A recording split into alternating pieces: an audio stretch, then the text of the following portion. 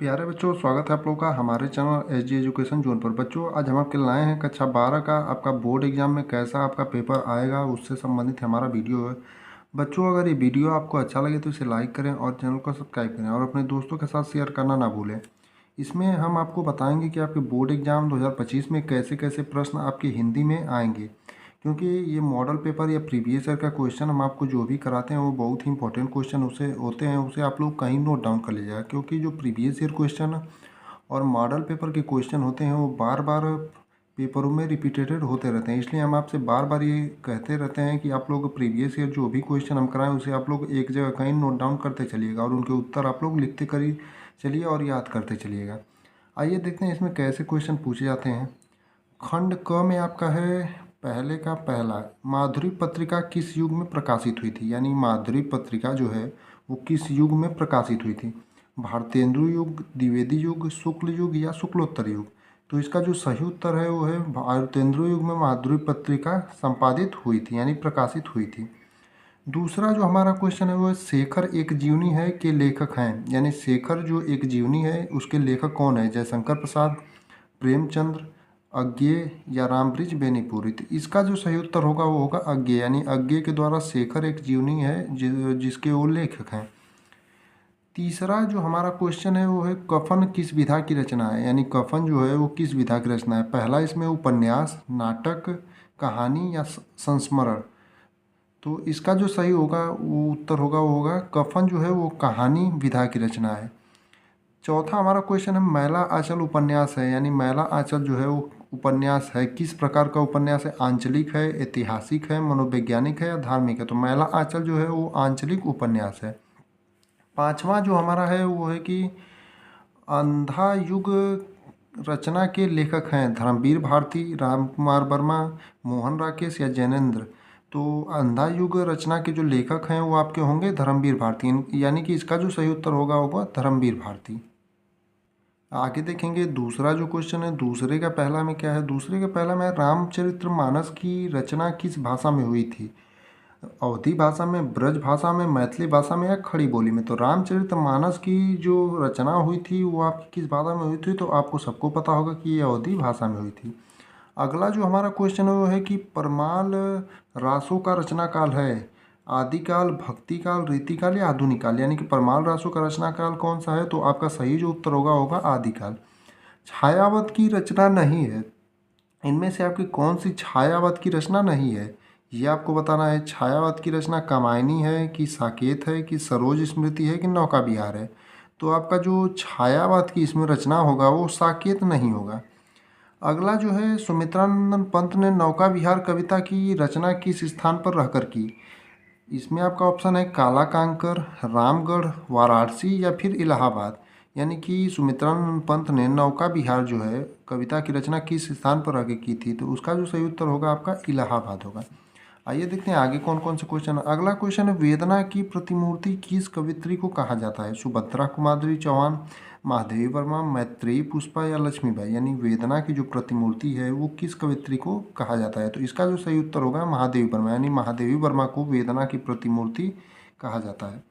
आगे देखते हैं हमारा गद्यांश पर आधारित प्रश्न कैसे कैसे पूछे जाते हैं। जैसे इसमें एक पार्ट से क्वेश्चन दिया है, दिए गए गद्यांश पर आधारित निम्नलिखित प्रश्नों के उत्तर दीजिए, जहां से आपको 10 नंबर मिलेंगे। 5 क्वेश्चन रहेंगे और आपको 10 नंबर मिलेंगे।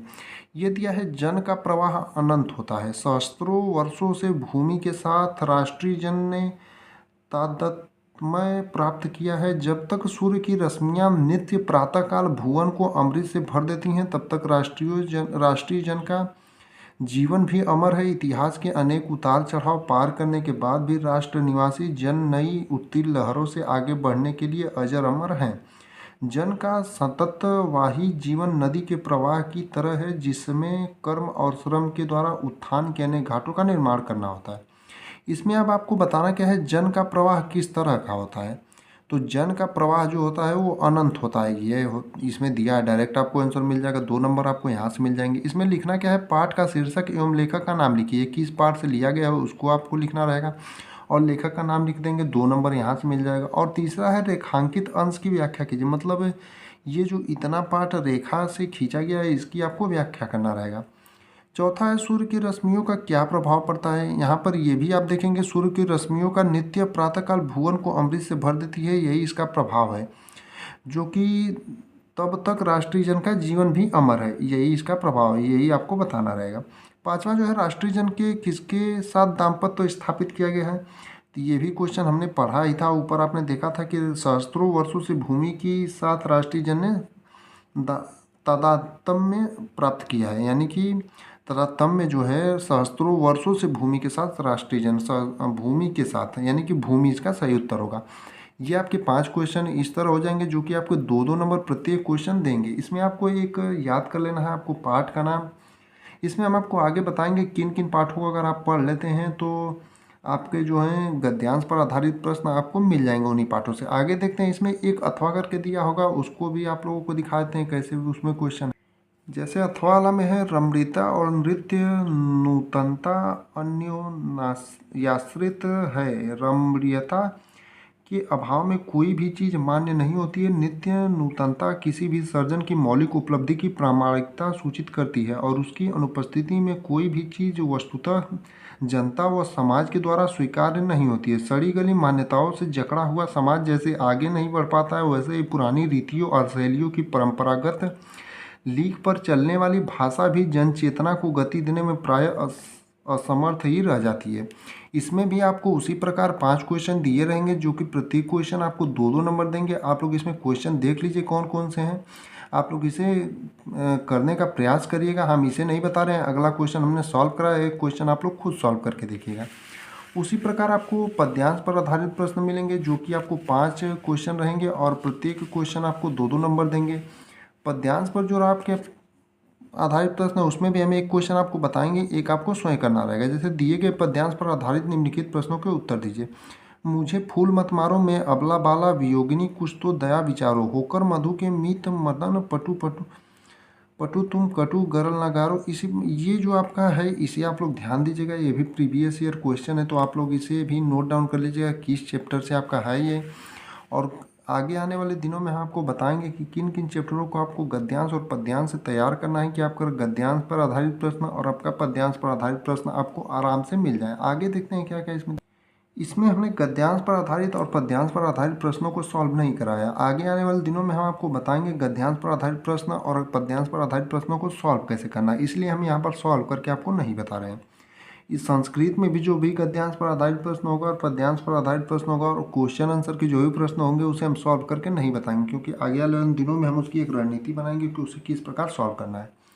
इसमें अगला जो हमारा प्रश्न है वो है कि निम्नलिखित में से किसी एक लेखक का साहित्यिक परिचय देते हुए उनकी प्रमुख रचनाओं का उल्लेख कीजिए। अधिकतम शब्द सीमा 80 शब्द, यानी कि 5 नंबर आपको यहाँ से मिलेगा। हजारी प्रसाद द्विवेदी का करिए या हरिशंकर परसाई का करिए या डॉक्टर APJ अब्दुल कलाम का करिए। उसी प्रकार एक कवि का साहित्यिक परिचय देता है हुए उनकी प्रमुख कृतियों का उल्लेख कीजिए। यहाँ पर भी अधिकतम शब्द सीमा 80 शब्द है। यहाँ पर भी हरिअयोध्या सिंह उपाध्याय, हरिऔध, जयशंकर प्रसाद या आज्ञे का। अगला आपका है छठा जो कि लाटी कहानी की कथा वस्तु का सार लिखिए। अधिकतम शब्द सीमा 80 और या ध्रुव यात्रा कहानी का उद्देश्य लिखिए। ये भी हम आपको आगे आने वाले दिनों में बताएंगे किस किस पार्ट को अगर आप पढ़ लेते हैं तो आपका जो है वो वहाँ से आपको क्वेश्चन मिल जाएंगे। और कौन से जीवन पर्ची आपको तैयार करने हैं और कौन से जीवन पर्ची आपके लिए इम्पोर्टेंट होने वाले हैं उसका एक वीडियो हम जरूर बनाएंगे।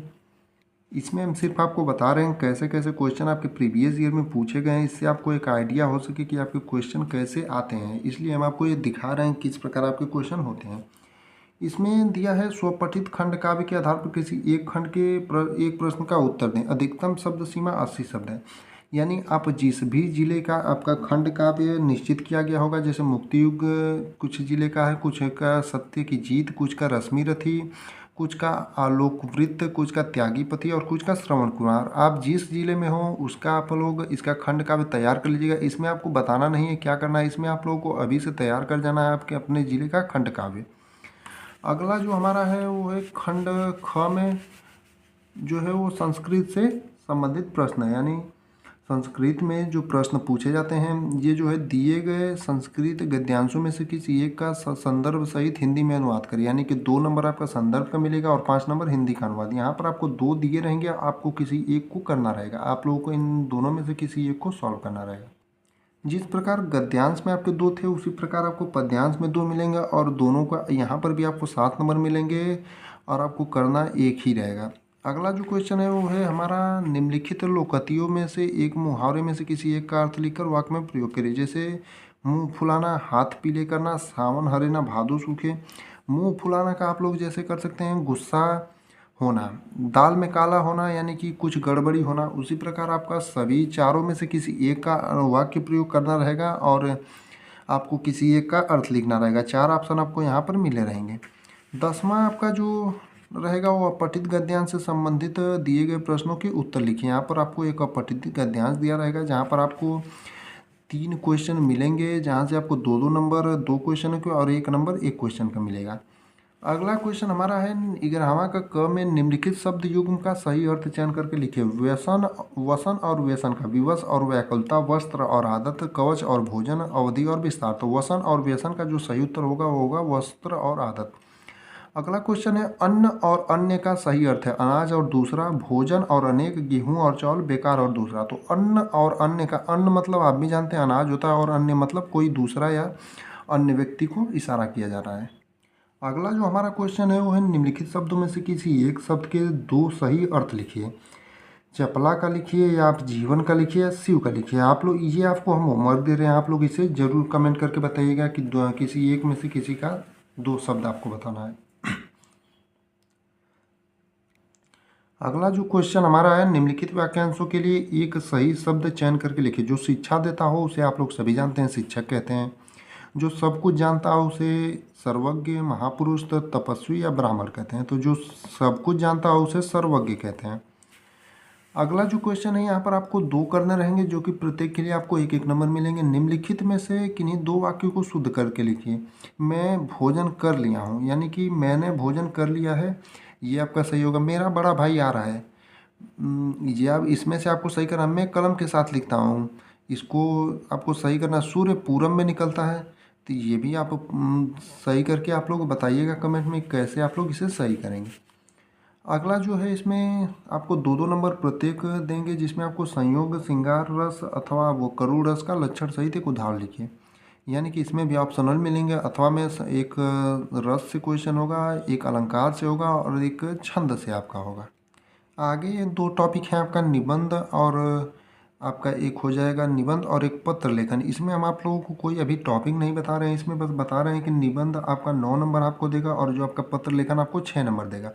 यहाँ से आगे आने वाले दिनों में हम आपको टॉपिक डिस्कस करेंगे, किस किस टॉपिक को आप अगर पढ़ लेते हैं तो वहाँ से आपके निबंध और जो पत्र लेखन के हैं वो आपको मिल जाएंगे। दोस्तों ये जो प्रीवियस ईयर क्वेश्चन हमने आपको दिखाया है इसे आप लोग कहीं नोट डाउन कर लीजिएगा, क्योंकि आपको पता है कि प्रीवियस ईयर क्वेश्चन से बहुत सारे क्वेश्चन इस साल भी रिपीटेड होने वाले हैं। इसलिए आप लोग इसे कहीं नोट डाउन करके इसमें जितने के आंसर हमने बताए उसे तो लगा लीजिएगा और जितने के आंसर हमने नहीं बताए उसे आप लोग प्रैक्टिस के रूप में अपने आप से आंसर ढूंढ करके याद होगा आपको उस तरह से और आपको करना है।